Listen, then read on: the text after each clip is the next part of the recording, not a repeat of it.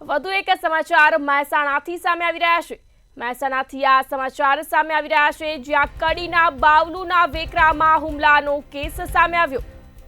સમગ્ર સમાચાર મહેસાણાથી, જ્યાં મંતવ્ય ન્યૂઝની બિલ્ડર રિમ્પલ પટેલ સાથે ખાસ વાતચીત। મારા પર ભયાનક હુમલો કરવામાં આવ્યો તેવું બિલ્ડર રિમ્પલ પટેલ દ્વારા જણાવવામાં આવ્યું।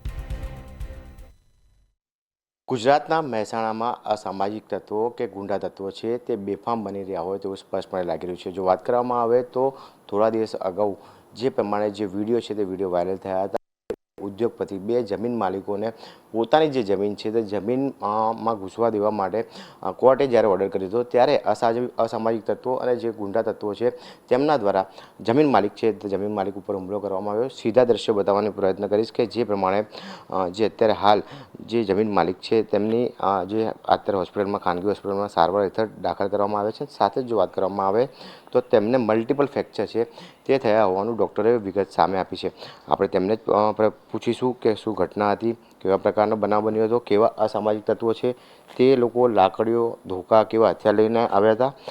સર, પ્રથમ તો આપનું નામ? રિમ્પલ પટેલ।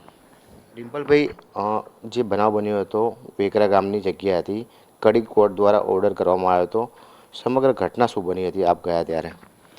અમે કોર્ટના બેલીફને લઈને ઘટના સ્થળ ઉપર ગયા હતા। બેલીફ મારી જોડે હતા। અમે લોકો અંદર પહોંચ્યા ત્યારે ઓલરેડી અંદર મેહુલ અને એના બીજા અન્ય ઘણા બધા વ્યક્તિઓ ત્યાં હાજર હતા। બેલીફના અવારનવાર કહેવાથી કે ભાઈ અહીંયા બહારનું કોઈ અન્ય વ્યક્તિ હાજર ના રહો, છતાં પણ એ લોકો ત્યાંથી ગયા નહીં। થોડી વારમાં કોર્ટ કમિશનની પ્રોસેસ ચાલુ કરી અને બેલીફે પ્રોસેસ ચાલુ કરી એના લગભગ થોડા સમય બાદ મેં બેલીફને કીધું કે આપ મને અહીંયા યોગ્ય નથી લાગતું, આપ 100 નંબર ડાયલ કરીને પોલીસ બોલાવો। તો એમાંથી એ લોકોનું, મેહુલનું એવું કહેવું હતું કે આજે જે પોલીસ તમારે બોલાવી બોલાવી લો, આજે કોઈ પોલીસ તમારી મદદે આવવાની નથી।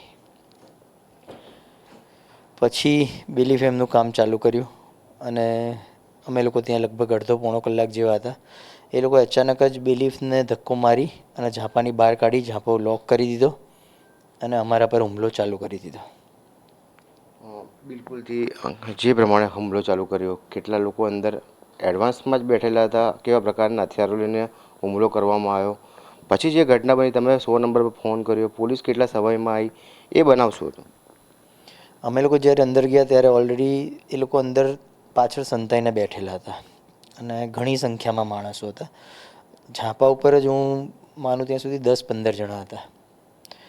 થોડી વારમાં જ્યારે આ બધી પ્રોસેસ ચાલતી હતી, કોર્ટની પ્રોસેસ, ત્યારે આપણે અવારનવાર કહેવા છતાં, બેલીફને રજૂઆત કરવા છતાં એ લોકો એવું જ કહેતા હતા કે આજે તમારી મદદે અહીંયા કોઈ આવવાનું નથી। સમગ્ર વસ્તુ ચાલુ થઈ ત્યારે એમની જોડે લાકડીઓ, ચપ્પા, ધારિયા અને એવા હથિયારો હતા જેનાથી એમણે અમારા પર હુમલો કર્યો। હાલમાં તો જો વાત કરવામાં આવે તો જે પ્રમાણે બાવલુ પોલીસ સ્ટેશનમાં ફરિયાદ નોંધાઈ છે, 15 લોકો વિરુદ્ધ નામજોગ ફરિયાદ છે તે નોંધવામાં આવી છે। રાજ્ય સરકાર અને પોલીસ તરફથી તમે શું આશા અપેક્ષા રાખી શકો છો? એક જમીન માલિક, આપ ઉદ્યોગપતિ બી છો, લોકો બહાર ગામથી, ફોરેનથી પણ ઇન્વેસ્ટ કરવા લોકો આવે છે। હવે આવી ઘટનાઓ જો થતી હોય તો તેનું ઇન્વેસ્ટ ઉપર પણ ક્યાંક ને ક્યાંક અસર પડે। તમે સરકાર અને પોલીસ તરફથી શું આશા રાખી રહ્યા છો? આજના પરિસ્થિતિમાં એ બાજુનો એરિયા જે છે તે વીકેન્ડ વિલા માટે બહુ જ ફેમસ અને ખૂબ સારો એરિયા છે। આની પહેલાં આવી તકલીફો ત્યાં ક્યારે બી બની નથી। એટલે આપણા અહીંના અમદાવાદના ઘણા બધા નામચીન બિલ્ડરોની ત્યાં સાઇટ છે અને એ લોકોના ત્યાં વીકેન્ડ વિલાના પ્રોજેક્ટ છે।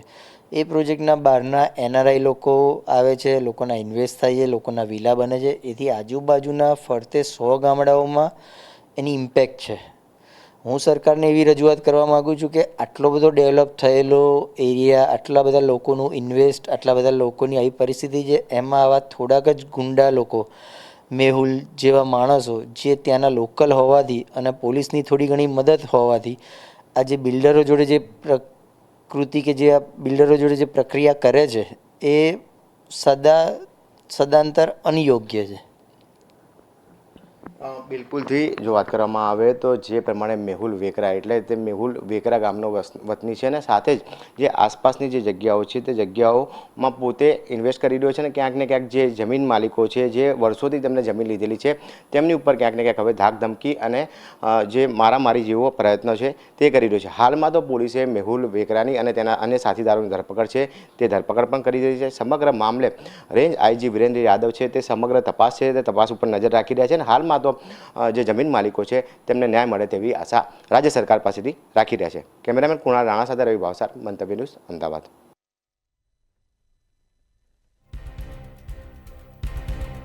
મહેસાણાથી આ સમાચાર સામે આવ્યા જ્યાં કડીના બાવલુના વેકરામાં હુમલાનો કેસ સામે આવ્યો.